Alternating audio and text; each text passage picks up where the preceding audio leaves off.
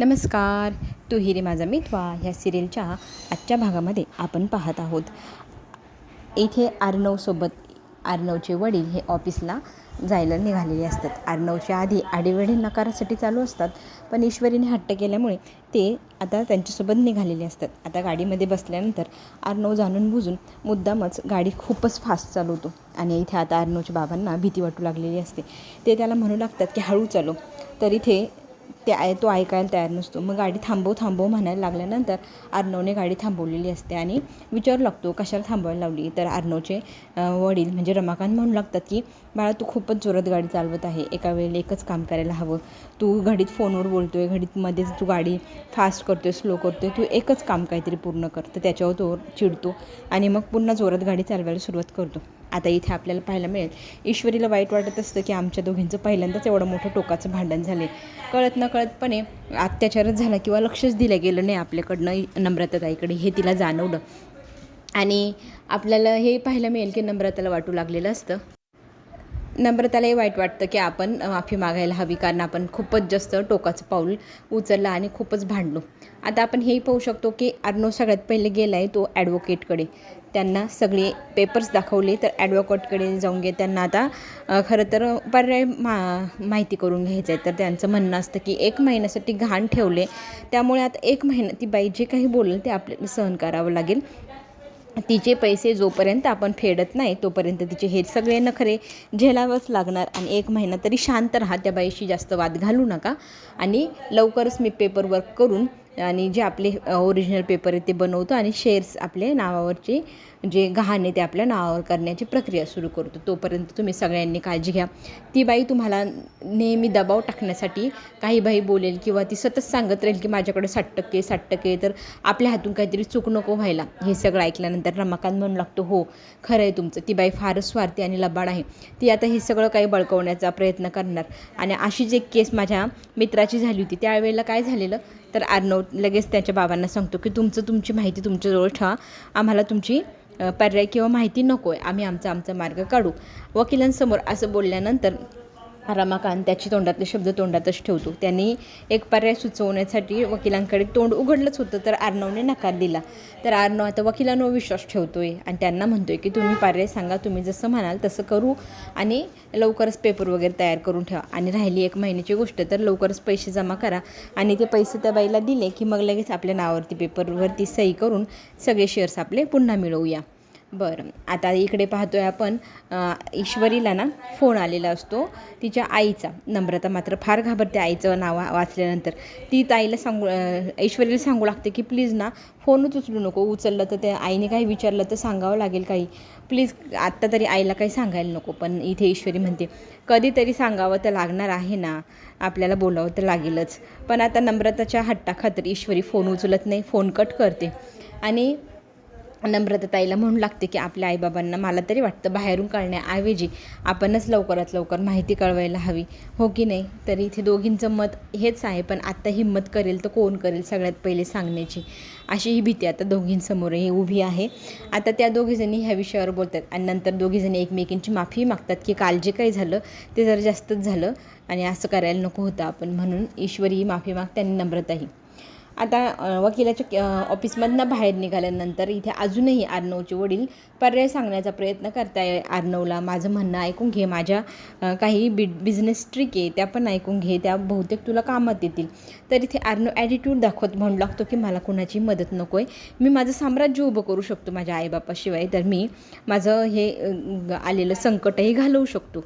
असं म्हटल्यानंतर अपमानित झालेले रमाकांत आता इथे पुन्हा एकदा शांत होऊन जातात. अर्णव निघून जातो, आकाश त्यांना सावरतो आणि आपल्यासोबत पुन्हा ऑफिसमध्ये घेऊन जातो. आता अर्णवच्या ऑफिसमध्ये पहिल्यांदाच पोचले ते.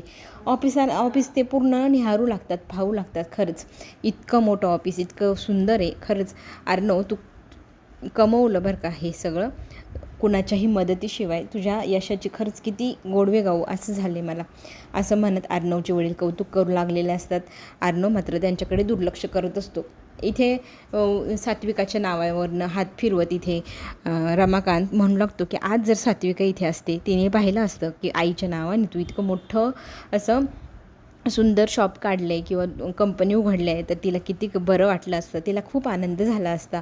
हे सगळं तो बोलत असतो. अर्णव मात्र हे सगळं गुपचूप ऐकत असतो आणि दुर्लक्ष करतो आहे असं दाखवत असतो. पण मात्र त्यालाही फार भारी वाटत असतं की वडिलांकडनं आपलं एवढं कौतुक होतं आहे ह्या गोष्टीचं. आणि त्याच वेळेला काही गोष्टी तो विचारू लागतो की ऑफिसमध्ये हे आहे का, ते आहे का.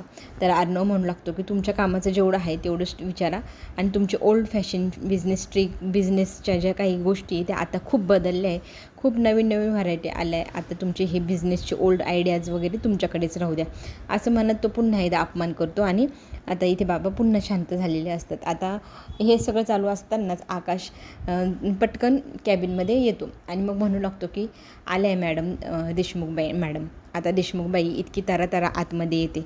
आल्या लगेचच जाब विचारू लागते की कुठवर आले माझ्या पैशाचं, नाहीतर मी ही 60% कंपनी माझ्या नावावर असल्यामुळे मी तिचं नाव बदलू शकते किंवा मी काहीही करू शकते, निर्णय घेऊ शकते असं म्हणत ती दबाव घालण्याचा आणि त्या अर्णवला घाबरवण्याचा प्रयत्न करू लागते. पण अर्णव फारच स्ट्रॉंग असल्यामुळे तो काही घाबरत नाही. तिचा तो चढलेला आवाज ऐकून इथे अर्णव म्हणतो, आवाज जरा खाली करायचा, माझ्या ऑफिसमध्ये असं आरडाओरडा मला चालणार नाही आणि माझ्याशी बोलताना जरा रिस्पेक्टफुल्लीच बोलायचं.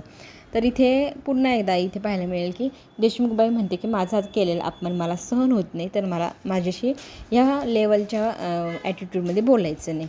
पुन्हा तिथे त्यांचं वादावादी सुरू होते. आता ह्या वादाचं जे काही रूपांतर आहे ते आता भांडणात होऊ लागलेलं असतं. रमाकांत आता पहिल्यांदाच मध्येच बोलतो. तर रमाकांतचाही ते अपमान करते का तुम्हीच ते अर्णवचे वडील जे पळून गेलेले. देशमुखबाईने अशा वडिलांचा अपमान केलेला अर्णवला अजिबात सहन झालेला नसतो. अर्णव तिथे 2-3 खडे बोल त्यांना सुनावतात की आमचा जो फॅमिली मॅटर तो आम्ही पाहू, तुम्ही बोलायची गरज नाही असं म्हणत तो उडवाउडीची उत्तरं देशमुखबाईला देऊ लागतो. तर देशमुखबाई म्हणते तुम्हाला फार पुळका आलेला दिसतो तुमच्या वडिलांचा. तर इथे देशमुखबाईला आता चोख उत्तर देत अर्णवचे वडील म्हणतात दरवेळेला 60% म्हणताय, तर एक काम करू का, आमचं कंपनीच्या हे अनेक वेगवेगळ्या कंपन्या आहे, टेक्स्टाईल आहे, सुभद्रा आहे, ईश्वरी कलेक्शन आहे, अंजली आहे, अजून आकाश टेक्स्टाईल आहे, ते सगळीकडे आमचं टर्नओव्हर आम्ही शिफ्ट करून देतो आणि ही कंपनी दिवाळीखोर म्हणून घोषित करतो. दिवाळखोर झाल्यानंतर 60% सगळ्यात लॉस मोठा तुमचं होणार, चालेल का तुम्हाला, करू का आम्ही तसं असं म्हणत इथे रमाकांत चांगलीच म्हणजे देशमुखबाईला दिवसात चांदणं दाखवायला लागले आणि देशमुखबाई आता घाबरते बरं का. देशमुखबाई असं ऐकल्या लगेचच विषयांतर करू लागते. तर इथे अर्णवचे वडील म्हणतात की माझा मुलगा फार प्रामाणिक आहे, त्याच्या आईच्या नावावरती ही कंपनी, ते काही तुमचे पैसे बुडवणार नाही. 1 महिन्याची मोहलत आहे, तोपर्यंत आम्ही तुमचे सगळे पैसे चुकवू, जर नाही चुकवलं तर पुढच्या गोष्टी पुढे पाहू. आत्ता जर सतत तुम्ही इथे ऑफिसमध्ये येऊन आम्हाला धमकवत राहिलं तर आम्ही आत्ताच्या आत्ता पोलिसांना बोलू आणि आपली पुढची भेट ही पोलीस स्टेशनमध्येच होईल, याची मी तुम्हाला शाश्वती देतो, चालेल का तुम्हाला अशी भेट असं म्हटल्यानंतर आता इथे देशमुखबाई एक पाऊल का होईना मागे सरकते आणि ॲटिट्यूड दाखवत म्हणू लागते की तुम्ही माझ्याशी फारच जास्त ओरमटपणे वागताय, मला ते चालणार नाही. आणि राहिला विषय 1 महिन्याचा ना, तर ठीक आहे, 1 महिन्याने मला माझे सगळे पैसे जसे तसे परत पाहिजे, पुढच्या गोष्टी पुढेच बोलूया असं म्हणत तिथून ती तरा बाहेर जायला निघू लागते. रमाकांतच्या ह्या सगळ्या शब्दांच्या जाळ्यात आता ती चांगलीच अडकलेली आपल्याला पाहायला मिळणार. तिला असं वाटायचं की आपण समोरच्याला घाबरवतोय, समोरच्याला त्रास देतोय, पण आता झाले उलटं. रमाकांतच्या ह्या सगळ्या जाबामुळे आणि हे सगळं बोलण्यामुळे तिच्या मनावर खरंच आता भीतीचं वातावरण निर्माण झाले. ते दिसतं पण तिच्या चेहऱ्यावर आणि तिची झालेली फजिती, तिची झालेली ही सगळी दुरावस्था हे पाहून आपल्या अर्णवला पण पहिल्यांदाच कळलं की असं पण होऊ शकतो बिझनेस ट्रिकमध्ये, की आपण ह्या कंपनीचे सगळे जे काही कॉन्ट्रॅक्ट आहे ते दुसऱ्याकडे फिरवून ही कंपनी दिवाळीखोर जर घोषित केली तर लावण्याच्या आईला काहीच मिळणार नाही आणि सगळ्यात मोठं लॉस पण लावण्याच्या आईचंच असणार. आयडिया तर खरंच खूप छान आहे, मग अशा आयडिया ह्या बिझनेसमॅनलाच येऊ शकतात अशी तो मनातली मनात बोलू पण लागतो आणि स्वतःच्या वडिलांचा त्याला अभिमान पण वाटू लागतो की देशमुखबाईच्या तोंडाला लगाम घालणारी एकमेव व्यक्ती म्हणजे आज या क्षणाला रमाकांत आहे. कारण त्या बाईच्या तोंडाला कोणी लागत नव्हतं आणि तिच्याशी बोलणं म्हणजे मूर्खपणा असं सतत सगळ्यांना वाटायचं. कारण ती बोलताना इतकी उर्मटपणे बोलते आणि काही कुणाला सुचतच नाही तिच्याशी कसं बोलायला हवं. हे सगळं आता सगळेजण पाहतात आणि सगळ्यांना खरंच हसायला येत असतं की इतकी भारी फजिती रमाकांतने ह्या आपल्या लावण्याच्या आईची म्हणजे देशमुखबाईची केलेली आणि देशमुखबाई हे सगळं ऐकल्यानंतर तडकन निघून गेलेली असते. आणि आता आपल्याला पुढे पाहायला मिळणार आहे की अर्णव वडिलांना विचारू लागतो की तुम्ही हे सगळं कसं काय बोलताय कसं काय तुम्हाला माहिती आहे. तर अर्णवचे वडील आता इथे गालातले गाल हसू लागतात. आत्तापर्यंत तर तुमची old idea, old business idea असं म्हणून हिनवत होता आणि आत्ता विचारू लागलं आहे की तुम्हाला हे सगळं कसं सुचलं. तर इथे अर्णवचे वडील म्हणतात की आलोच मी, 2 मिनटं कंपनी मला पूर्ण बघायची, असं म्हणून ते तिथून निघून जातात. आणि खरंच आकाश म्हणू लागतो बिझनेस आयडिया मस्त आहे रे. तर आकाश म्हणतो तूच तर इतका वेळ म्हणत होता ओल्ड बिझनेस आयडिया, ओल्ड स्कूलचे शिकलेले विद्यार्थी पाहिलं ना, ते तुझे बाप निघाले, बाप से बेटा सवयी, पण इथे बाप तो बाप ही रहेगा असं झाले, असं आकाश म्हणून दाखवतो. आणि अर्णव मग ती त्याच्यावर चिडतून म्हणतो की आत्ताच्या तुझं काम बघ जा बरं.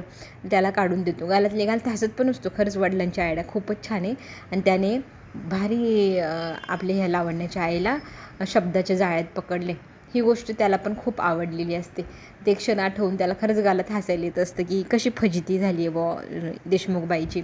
आणि मग आपल्याला पुढे पाहायला मिळेल आपल्या घरी आल्यानंतर सगळ्यात पहिले बाबा गाडीतनं उतरतात आणि रुबाबात घरामध्ये एंट्री करू लागतात. बाबांची ती रुबाबदा ऐट, तो जो रुबाब आहे तो पाहून खरंच ईश्वरीला इतकं भारी वाटतं. आणि ईश्वरी त्यांचं कौतुक करताना म्हणते की क्षणभर का होईना मला असं वाटत होतं की आपल्याकडे इतकी मोठी बिझनेसमॅन, इतकी मोठी अशी हस्ती येते असं वाटत होतं. आणि दुसऱ्या क्षणाला मला आठवलं की मीच तर तुम्हाला तयार करून पाठवलं, एवढं भारी बघितलं ना बाबा, मी तुम्हाला किती भारी तयार केलं आणि तुम्ही किती भारी दिसताय, रुबाबदार दिसतंय. आणि अर्णव तिच्याकडे पाहू लागतो तर सध्यात काय बडबड करत असते असं म्हणू लागतो. तर इथे ईश्वरी लगेच तिचं तोंड बंद करते आणि म्हणते बाबा आज चला ना, आज चला. आणि आत गेल्यानंतर ते लगेच विचारू लागते की तुम्ही आज काय काय केलं आहे ऑफिसमध्ये मला सांगा ना, मला फार उत्सुकता हे सगळं ऐकण्याची. तर आता बाबा तर काही सांगत नाही, हसू लागतात. आकाश मात्र सांगू लागतो की काय सांगू वहिनी तुला, ऑफिसमध्ये ना आज बाबांनी तर डायरेक्ट सिक्सरच मारला आहे, म्हणजे काय केलं आहे म्हणून आता तिला जाणून घ्यायची उत्सुकता वाढली, पूर्ण डिटेलमध्ये सांगा ना. तर ती म्हणू लागते की बाबा तुम्हीच सांगा.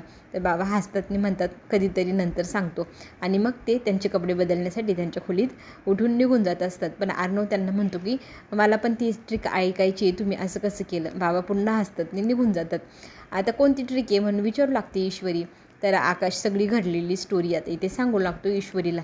आता आकाश म्हणतो वहिनी तुझ्या हातचं छान आपल्याला अद्रकवाला चहा प्यायचा आहे, तर तुम्ही मला माझ्यासाठी तू मस्त अद्रकवाला तुझ्या हातचा स्पेशल इंदोरी चाय बनवून देते का. तर आता इथे आपल्याला पाहायला मिळणार की नम्रता पुन्हा तिच्या डॅशिंग मोडवरती बरं का, तिचं भांडण्याचं मूड.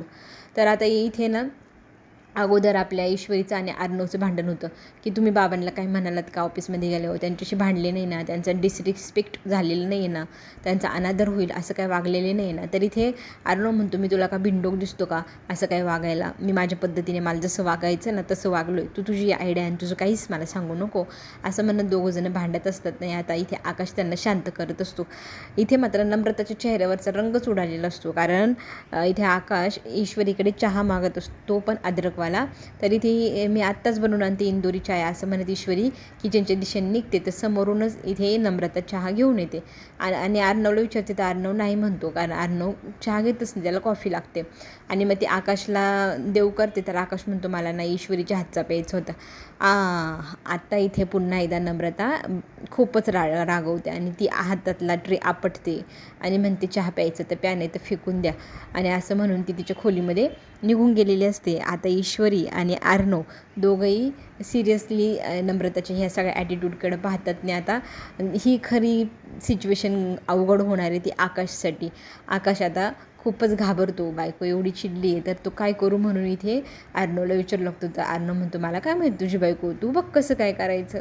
इथे तो त्याच्या बायकोच्या मागे मागे जाऊ लागतो. तर इथे नम्रता फार संतापलेली चिडलेली असते ना, तर ती तारा तिच्या खोलीकडे निघून गेलेली असते. पुन्हा एकदा आत्ता क्षणभर जरी वाटत असलं ना की नम्रता चांगल्या मोडमध्ये आली, पण काय होतं आहे तिचं ईश्वरीबरोबरची तुलना झाली की ती लगेचच तिच्या ट्रॅकवरनं खाली उतरते आणि तिची चिडचिड सुरू झालेली असते. आता बायकोच्या ताब्यात जायचं म्हणजे वाघाच्या गुफेत जायसारखं असं आकाशला वाटू लागले. जड पावलांनी आता तो इथे मनधरणी करायला नम्रताची निघालेली. आणि इथे अर्णव आणि ईश्वरी त्याच्यावर फार हसत असतात त्याचीही झालेली फजिती पाहून. आणि आता ऑफिसच्या गप्पा पुन्हा एकदा सुरू झालेल्या असतात अर्णव आणि ईश्वरीमध्ये.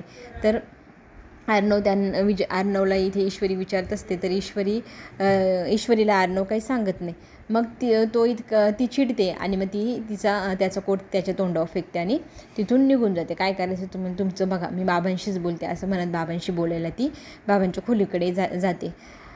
आपल्याला आता खरं तर इथे अर्णवला खूपच अभिमान वाटतो त्याच्या वडिलांचा ह्या गोष्टीसाठी की ते इतके छान बिझनेसमॅन आहे त्याचा, पण आता कोणासमोर तो बोलून दाखवत नाही. पुढील भागामध्ये आपल्याला एकदम इंटरेस्टिंग प्रोमो पाहायला मिळणार आहे, ज्या प्रोमोमध्ये आपण पाहतो आहे की इथे उदयकांत शिर्केचा पत्ता लागला आहे आणि तो पत्ता लागल्यानंतर तिथे जायचं आहे असं ईश्वरीसोबत अर्णव ज्या वेळेला बोलत असतो ते सगळं बोलणं आणि त्या जागेचं ठिकाणाचं नाव हे वल्लवी ऐकते आणि अर्णवच्या अगोदर तिथे जाऊन पोचायला हवं म्हणून ती त्याच्या अगोदर तिथे जायला निघते आणि पोचतेही. तिथे आत गेल्यानंतर तिला आवाज येतो उदयकांतचा. मग ती उदयकांतला पाहते तर उदयकांत तिच्यासमोर बंदूक घेऊन उभा असतो आणि दारातच आता अर्णव पोचला आहे, दरवाजा वाजवतो आहे, काका काका दरवाजा उघडा. आता वल्लवी त्याला ह्या सगळ्या संकटातनं वाचवते आणि बाहेर पण काढते, कारण तिचा पण स्वार्थ आहे. ती पण पकडल्या जाईल जर उदयकांत पकडला गेला तर. आणि नंतर आपल्याला पुढे जो काही बघायला मिळणार आहे ते खरंच खूप इंटरेस्टिंग राहणार आहे. आता वल्लवीचं जे काही गुपित आहे ते अर्णव समोर येणार का? चला तर मग सगळं काही पाहण्यासाठी आपण पुन्हा भेटू. चॅनलला लाईक आणि सबस्क्राईब नक्की करा. धन्यवाद.